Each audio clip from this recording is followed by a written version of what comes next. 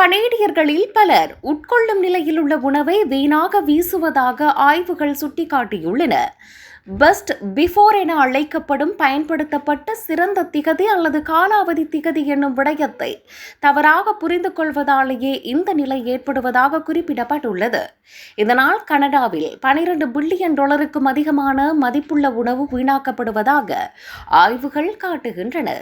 Best before என்பது உணவின் தரத்தை பற்றியது எனவும் உணவு பாதுகாப்பை பற்றியது அல்ல எனவும் நிபுணர்கள் விளக்கியுள்ளனர்.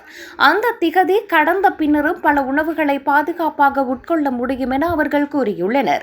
கனடாவில் உள்ள ஒரு சில பொருட்களுக்கு மட்டுமே உண்மையான காலாவதி திகதிகள் உள்ளன. இவ்வாறு இருக்க முனைப்போதும் இல்லாத அளவுக்கான ஒரு தேவையை கனடா முழுவதும் உள்ள உணவு வங்கிகள் எதிர்கொள்கின்றன. இந்த நிலையில் அதிகளவிலான உண்ணக்கூடிய உணவு வீணடிக்கப்படுவதாக சில அமைப்புகள் கவலை வெளியிட்டுள்ளன. இதேவேளை லேபிள்கள் குறித்த குழப்பம் நன்கொடைகளிலும் சிக்கல்களை ஏற்படுத்துவதாக உணவு மீட்பு குழுக்கள் தெரிவித்துள்ளன. எனவே தெளிவான லேபிள்களையும் சிறந்த பொது விழிப்புணர்வுகளையும் நிறுவனங்கள் உருவாக்க வேண்டும் என அமைப்புகள் கோரிக்கை விடுத்துள்ளன.